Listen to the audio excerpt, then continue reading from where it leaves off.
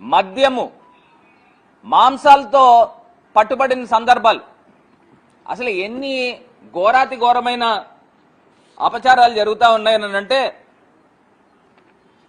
అసలు ఇప్పుడు చెకింగ్ల్లో మద్యం బాటిల్ దొరుకుతూ ఉన్నాయి, మాంసాలు దొరుకుతూ ఉన్నాయి తిరుమల కొండపైన. మరి వీళ్ళు మాట్లాడుతూ ఉన్నారు. ఇది కాకుండా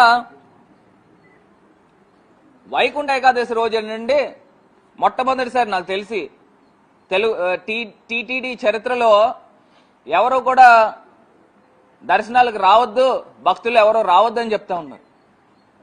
నేను ఎప్పుడు వినలా.